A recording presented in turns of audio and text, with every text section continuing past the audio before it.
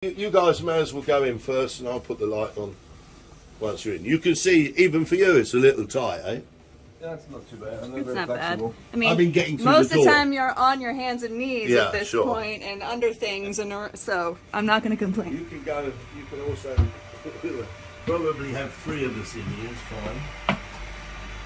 Wow! Oh my God! I'm so jealous. Full access to everything. That's your water maker here. Oh my gosh! This one's changing. This is unfortunately a complete misunderstanding.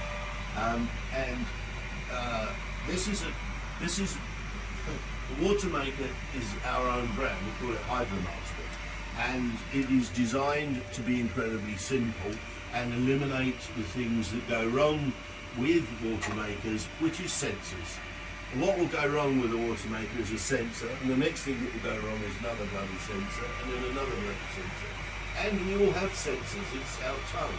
And what we're talking about here is it really necessary to simply press a button and have sensors control when the water is pure enough, when it should go to the tank or when it shouldn't go to the tank, and when it's got to backflush itself?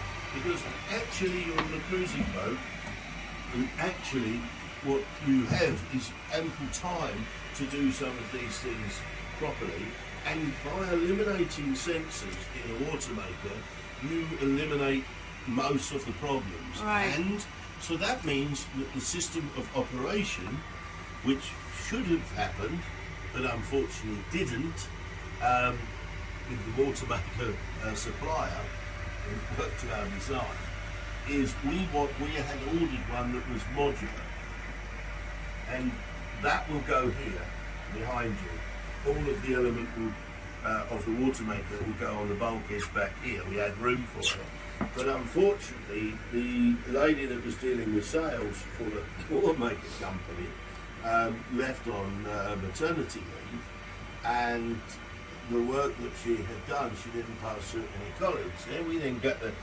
We're chasing up where the hell's the water maker, the boat's going to be launched next week, where's the hell's the water maker?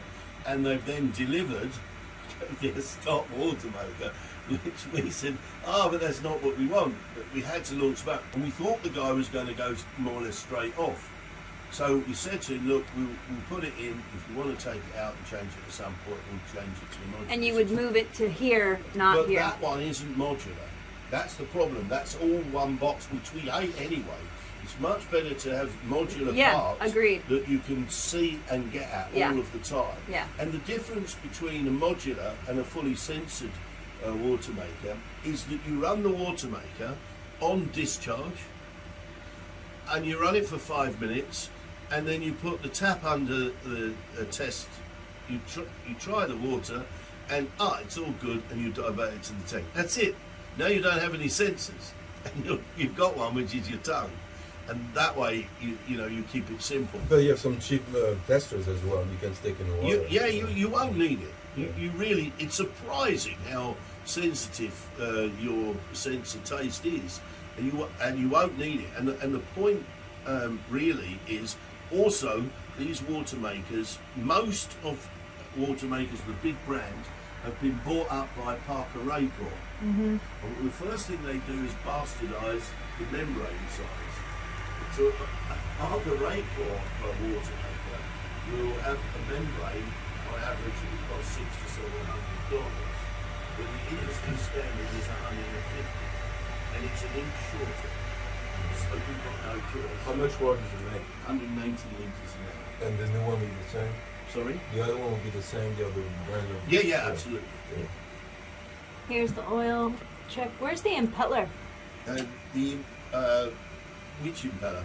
On the front of the Raw engine. water impeller. It's on the front of the engine. And which that's you why I'm can- not- You yeah. can get it, and this panel comes out as Okay. well. All right. So what are the filters, the breaker filters? They're behind you, Yeah. Oh, okay. in clear view. Yeah. So to change the impeller, you do have to You got go. water. To got change the impeller, you do have to. This is a Cummins own in, which is nice. Yeah. I know these. Wow. Great generators. Yeah. Is it an yeah. Huh? The Unen? Yeah. 7 kilowatt. And here you've So got. this is where you're changing your Yeah. tanks over from the day tank to the, and where's the pump? Here. That's the pump. Okay. Yeah.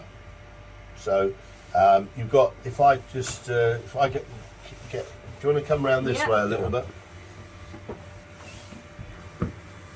So I'll just explain here. So what you got? That's your pump here. You've got to and from. Mm-hmm. So from day tank, you can pump from the day tank if you want to. You can pump from obviously the port fuel tank, from the starboard fuel tank as we've got it set up at the moment, and then to whichever tank you want to pump it to, and that then circulates obviously through the Raycor pump filter, which is here, and then when you come to fuel for the main engine, what you've also got, as you can see, this is all standard fitting, is a swap over Raycor so twin system. Yeah, so good. So that if for any reason you do not attend servicing your Raycor and you get it to shut down, then you switch to the other one, you carry on going and you change the one you can get. You never have to stop. Yeah. Which is great. Yep. And as you can see, everything tagged, everything. So this boat is worth for 220, Yeah.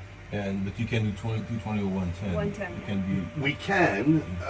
The difficulty with 110 is, The frequency. well, that's not really a big problem. But the problem is that means all of the kit is going to have to come from the States, like all of the 110 stuff. What is the potentially better solution? It's up to you, because you can have 110, you can have 220.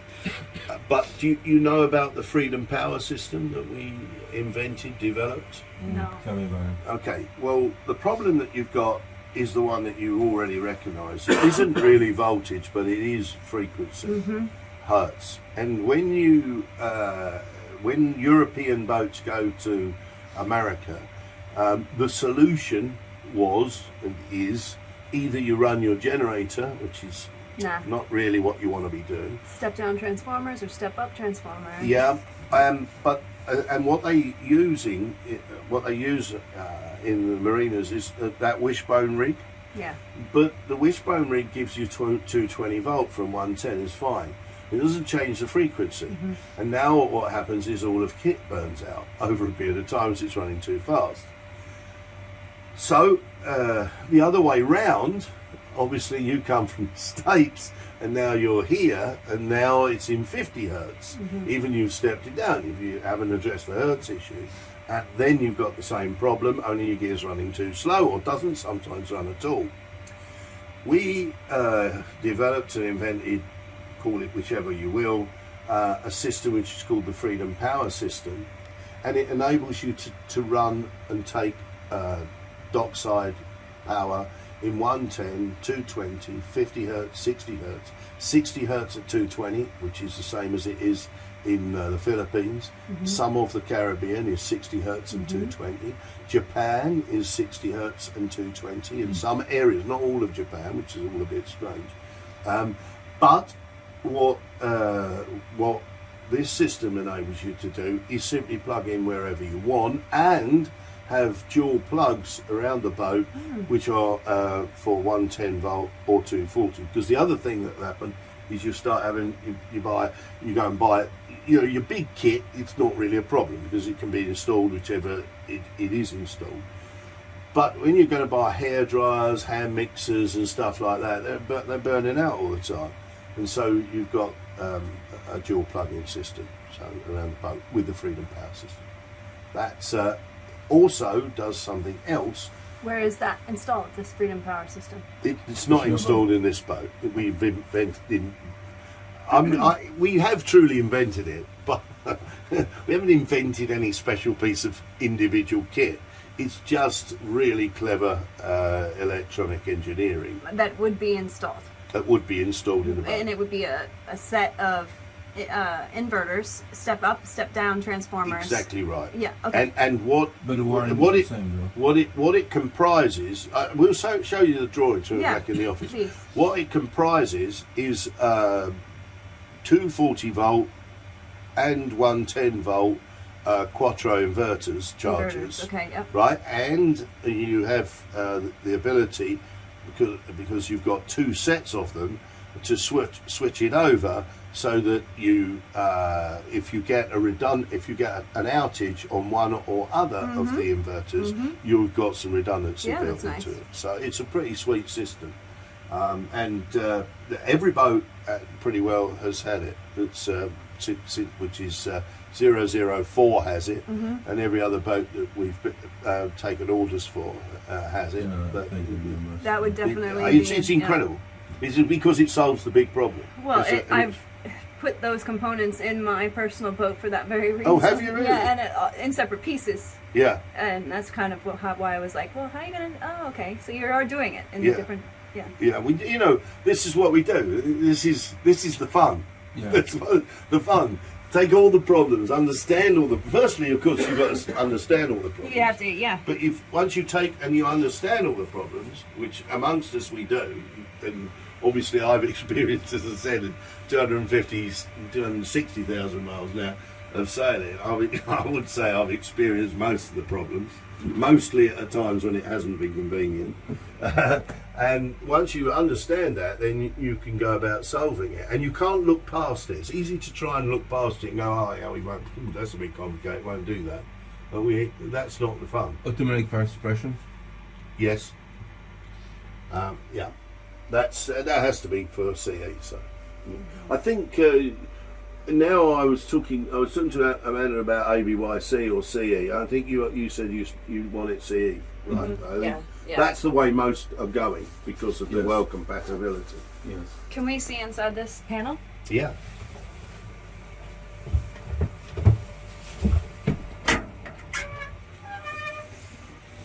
That's your other breakers. And that's the other breakers. Nice. And if you remember, I was talking about shore power Yep, aft, yep. shore power forward. Mhm. Yeah. That's very nice. Excellent. Shore meter, genset meter. I like. Yeah. I like all of that. And everything. I mean, it's an amazing amount of space. I mean, 3 people in an engine room, Yeah. and I'm not exactly a racing snake either. But you've got all full access, of course, to all of your Underneath stern gear. everything, too. Back here is the autopilot we were talking Yep, about. yep. You've seen the connection to the installation there. Yeah. All throughout the boat, they're true design. They're true design valves. Is one on a good too. Are you aware of true design No, valves? tell us about okay. that. They're composite. I was gonna say, so Yeah. they're not brass. No. And here's the big issue that you've just touched on, maybe inadvertently. They should be bronze. Anyway, they shouldn't be brass. Well, they're a brass-bronze mix, aren't But they? they are, yeah. Bronze is a fairly non-specific term. Right. And what has happened over recent years in cheaper production boats, they've been putting poor quality bronze seacocks, and suddenly finding they got raging electrolysis, and you can tap them and they'll come and break off. And bronze seacocks are, was the way to go.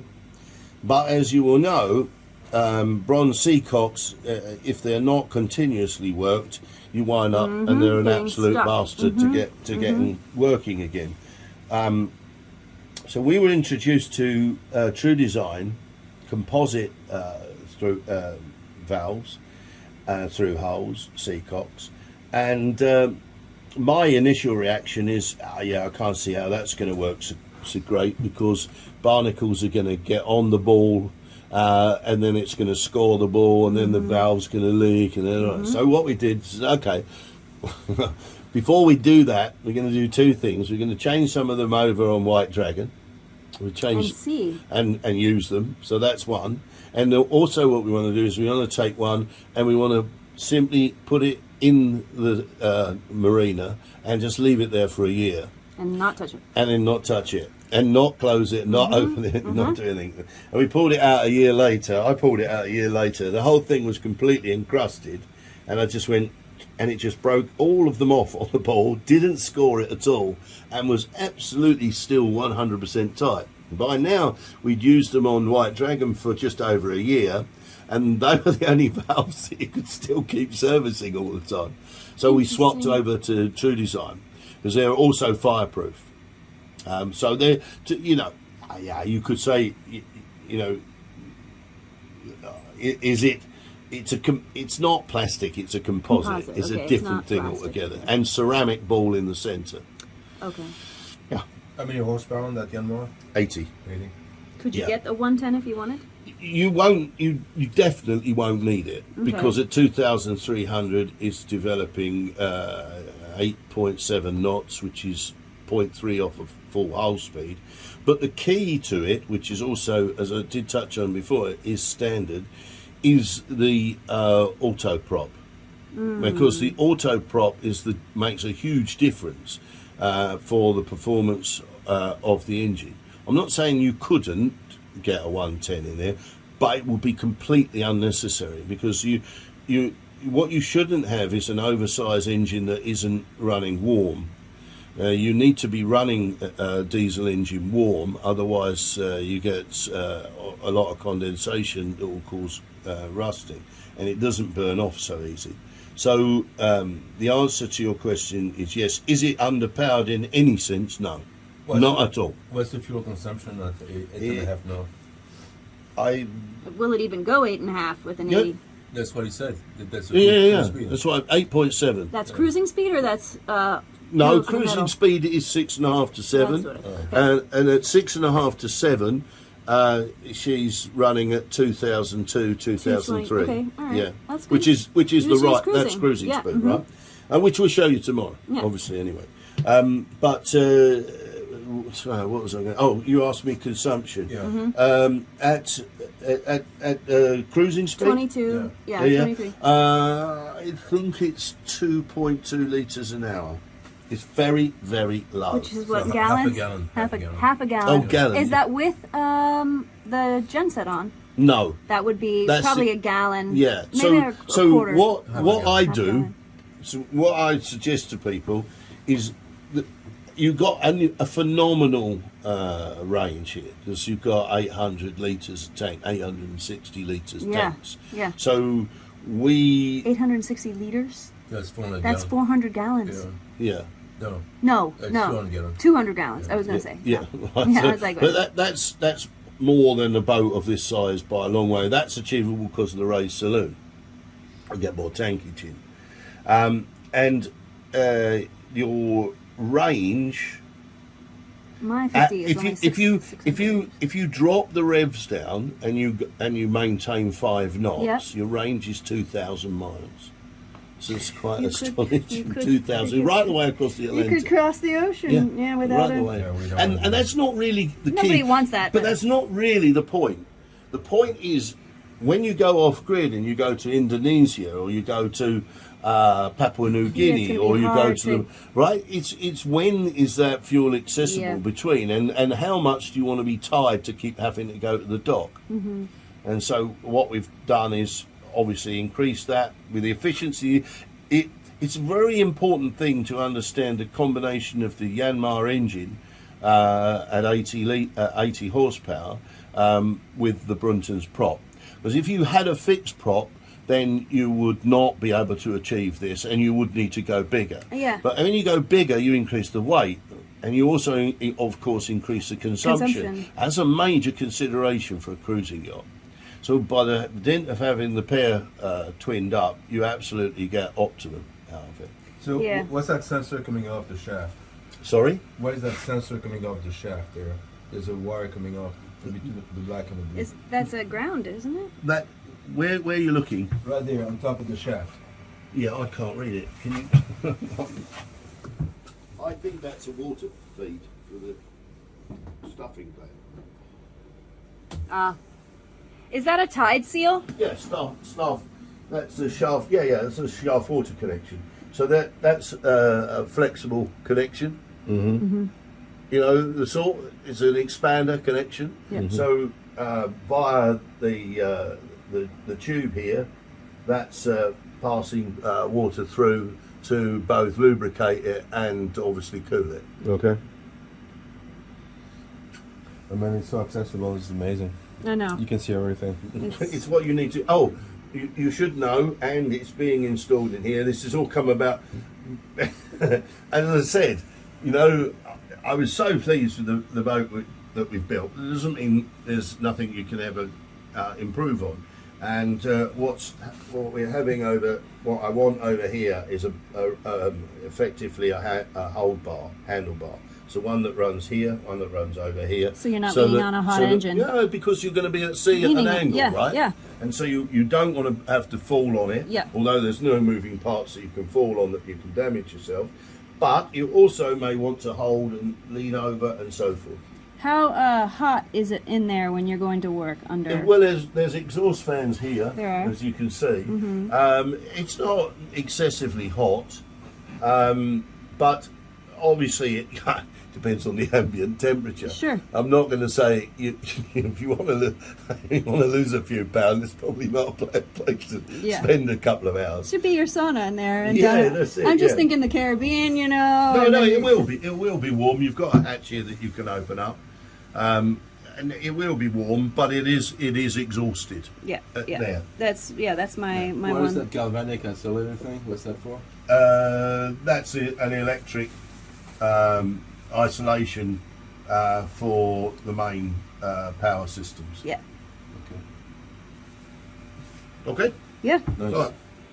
Impressed. Highly impressed. No, you can get it. I can't tell you how many times I've had to like throw all the seat cushions off to get to everything, and I'm like, you don't have to miss up this pristine area. Well, the point is here, Amanda, you have all of these nice ideas of boats that have got a berth all over the top of the generator, and this is there and that's there, and it's all spread out around the boat.